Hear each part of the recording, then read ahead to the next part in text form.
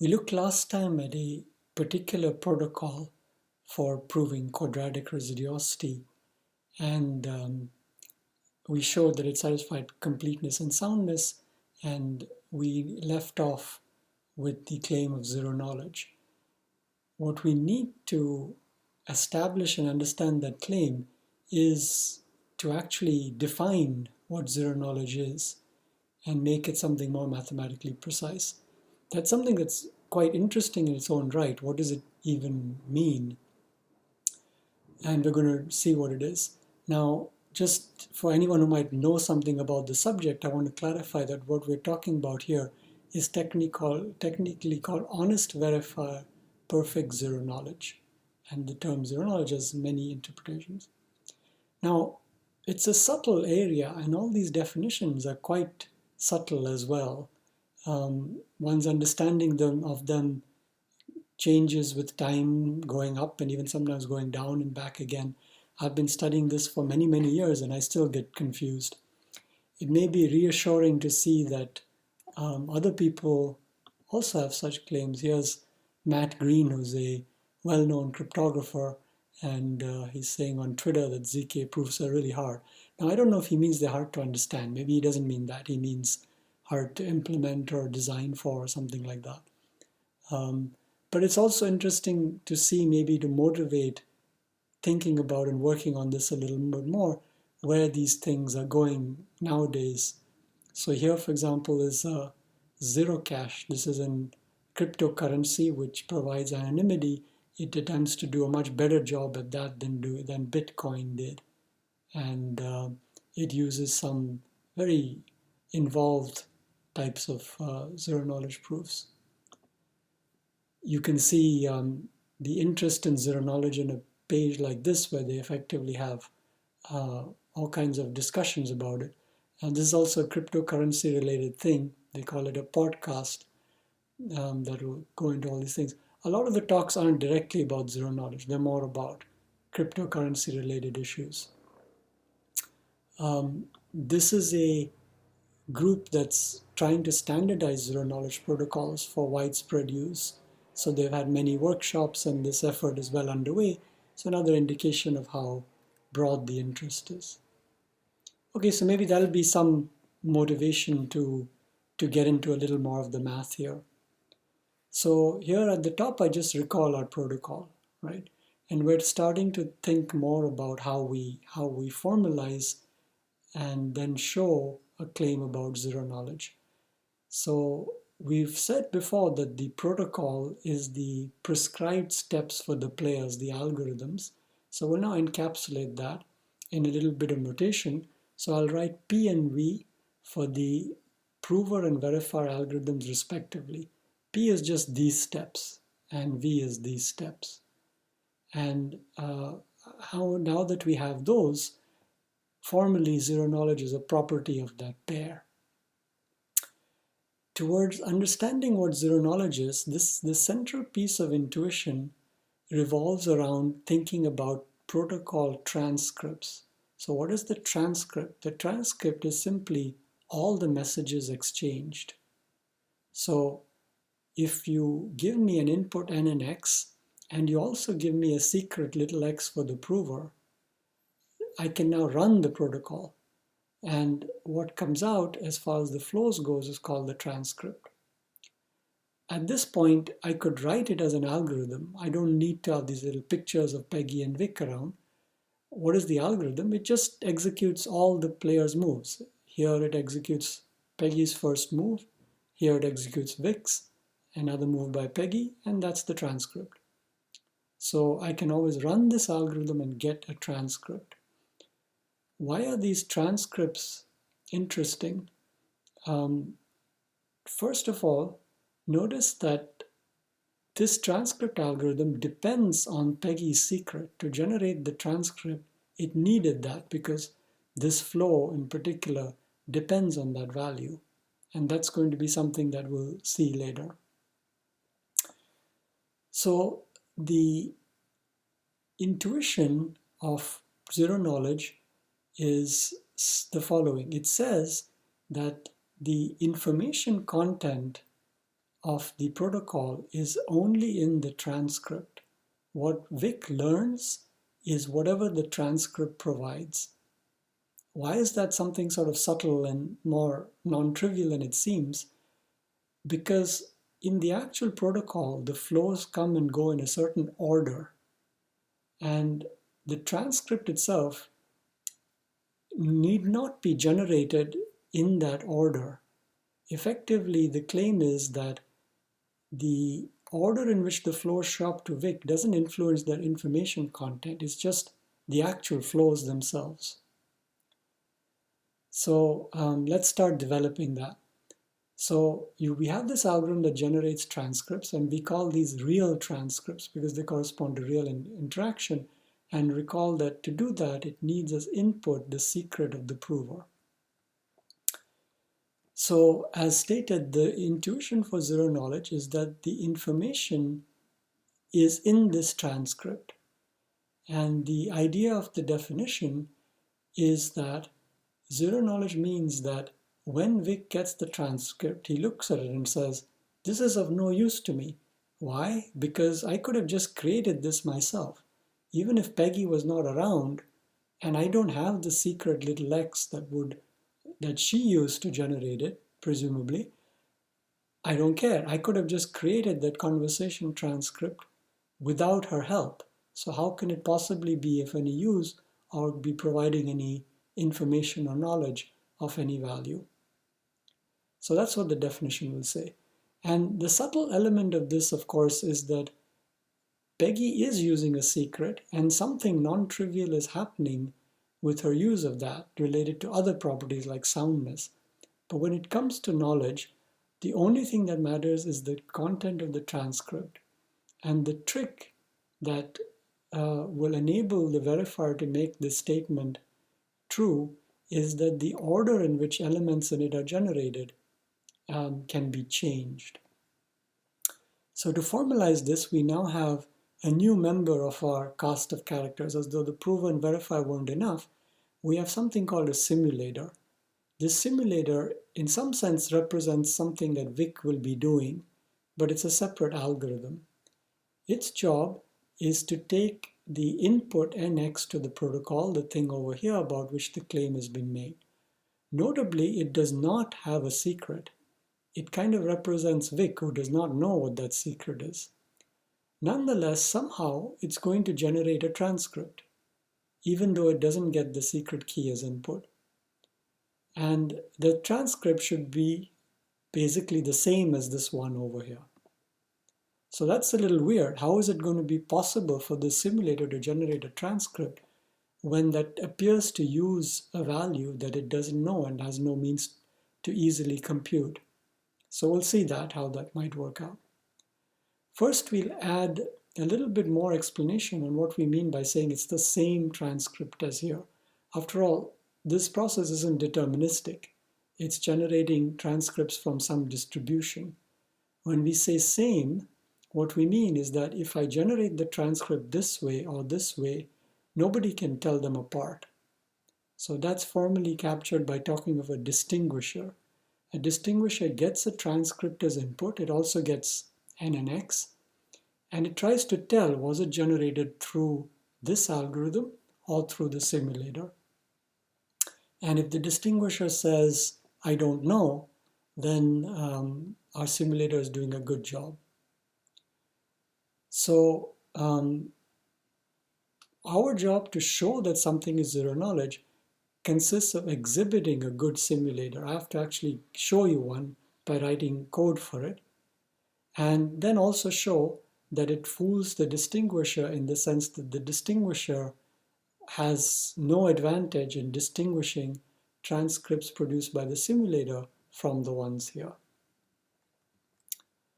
Okay, so we can formalize this property of what it means for the distinguisher to win a little more by writing actually a game.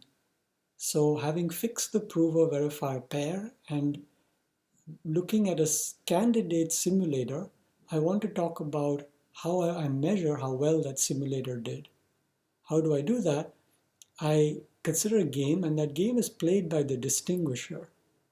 It has an initialize oracle which simply picks a random challenge bit and returns nothing. And then the distinguisher can go here and say, I want a transcript. Now, interestingly, the distinguisher gets to provide a secret key for the input for which it's requesting a transcript. And it better be correct. If it is, we either generate a transcript according to the transcript generation algorithm or according to the simulator. And which choice we make depends on this challenge bit. If it's a 1, it's done this way. If it's a 0, it's done this way. And the distinguisher gets that back. Now the distinguisher tries to guess what the challenge bit is by submitting some B prime, and the game sees if it got it right. Its advantage is defined as twice the probability of winning minus 1. Again, this is scaled in such a way that if this probability is a half, this value is 0. The superscript is the metric name, ZeroKnowledge. The advantage depends on the protocol PV and the simulator and is a function of the distinguisher. Okay, that is giving us a metric for how well the simulator does. If the distinguisher has a high advantage, we have a bad simulator. If the distinguisher has a low advantage, we have a good simulator. We'll take a very extreme rendition of what it means to be good. We'll say that S is a good simulator if no matter what distinguisher you try to give, it'll have 0 advantage.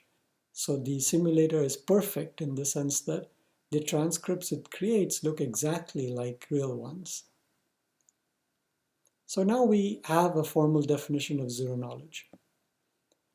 And having said what a good simulator is, what that definition says is that the protocol is ZeroKnowledge if you can exhibit a good simulator, one which for which every distinguisher has advantage 0. So to show ZeroKnowledge, I have to actually provide such a simulator. And also, it has to be efficient, meaning its running time can't be too big. In particular, it should be formally in complexity theoretic terms, time that's polynomial in the length of the inputs. In our case, think of something like quadratic because the main operation is modular exponentiation. Now, this is a fair amount of technical sophistication and a lot of quantifiers. You really have to go over it multiple times to understand what this means. So, assuming we've managed to do that to some extent, we can go back to a protocol and now try to exhibit simulators. How are we going to exhibit these simulators? So remember, its job is to mimic the transcript and mimic the output of the transcript generation algorithm. The difference being that this simulator is not given as input a secret key. Okay, so what does it have to actually do? Well, we need to look at all these flows and kind of regenerate them. Here's an idea. The simulator says, okay, I could just run the transcript generation algorithm. Why don't I just do that? Then of course I'll get a perfect transcript. But there's a little problem. This needs an input, which is a square root of big X, and it's not given to the simulator. So the simulator says, well, I'll just pick it. I take this set of square roots of X, and I grab a random one, and now I run the transcript generator. The difficulty here is efficiency. We had said quite a while back that a job of finding a square root of a quadratic residue is not known to be efficiently possible. It's not a known polynomial time problem or algorithm for it. So there's no way to actually do this. And so one of our conditions to make this a good simulator fails. So that's not going to work. Okay, so here's another try. What this simulator does is it starts playing the game like Peggy. It says, okay, I'll just go as far as I can and follow the steps. Pick C at random, generate the commitment to beat square. And then I notice that if the challenge was 0, I need here to provide what? Simply a square root of commit inverse. But that would just be C inverse. That tells me that if the challenge is 0, I can in fact satisfy this equation. So I set the challenge to 0, compute the correct response, and return this transcript. And indeed, the equation that we want will be true, which says that the verifier will accept. Okay, is that a good simulator? The good thing is that if we are thinking of the job of the simulator to be to return a transcript satisfying this equation, it does. We created it to do so. The difficulty is that the challenge is always 0, and that's not true here. Here it's 0 half the time and 1 half the time. So if you look at our other condition, it says no distinguisher should be able to tell these transcripts from the ones coming from the transcript algorithm. But that's going to fail. Why is that? Because these transcripts always have a 0 here, and the real ones only have that with probability half. If you want to formalize that, we could write a distinguisher. It would run its transcript oracle on some input. It can make up whatever input it wants and get a transcript. And if the challenge in that transcript is 0, then it'll say, I think I'm talking to the simulator, and otherwise it'll say, I think I have a real transcript. And it turns out that this has an advantage of a half. So not done yet. And now let's consider this one. So this is somehow brings in the real trick. The trick is that you can actually generate something perfectly correct if you change and reverse the order in which you do things. What this simulator does is it says, I will first do Vix move and pick a challenge. I haven't yet picked this. I'll pick this first. Then I'll actually go ahead and pick a response as simply a random point in Zn star. Now I'll look at things backwards and say, can I create this to satisfy the equation? But that's quite simple. You can solve this equation for commit, and you'll get that it's response to the -2 times x to the challenge. And so that's what's done here. When you return that transcript, certainly the equation is true. You can check that, but that's pretty evident from what's over here. What's more interesting is that it actually works. If you try to design a distinguisher to tell these transcripts apart from real ones, you will fail. No distinguisher can actually do that. And this is what establishes zero knowledge. So again, the bottom line is that the trick is that the simulator picks the components of the transcript out of order. First these two, and last the thing that the actual prover would have sent first. But since the information content is what's relevant for knowledge, this shows that the transcript doesn't contain any useful knowledge for the verifier.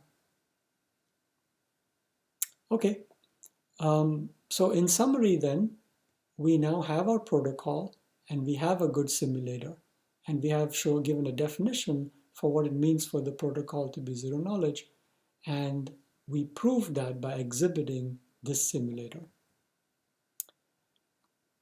So that was one example. This is a huge area. There are tons and tons of other protocols. For example, if you go to Google Scholar and you just search for papers with zero knowledge, even in just the title, you come up with 1,300 results.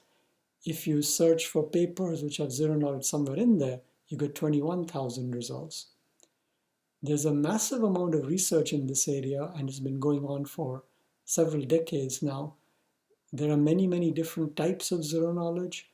There are lots of different protocols. And nowadays, the big trend is to try to find highly efficient protocols which can be used in cryptocurrencies and other places. If you look at where this is in practice, though, it's still the case that it's a little bit limited. So when zero knowledge was invented, it was viewed as kind of solving all of cryptography and security problems. But in practice, its usage is quite limited until the recent ramp up with cryptocurrencies. It's an interesting philosophical question as to why that happens. and we can speculate. But one reason that's kind of interesting is that problems that in principle can be solved with zero knowledge often don't actually need it. There are other ways, and then you might prefer those. But nonetheless, I still think it's one of the most intriguing concepts out there, and it's really nice to know about.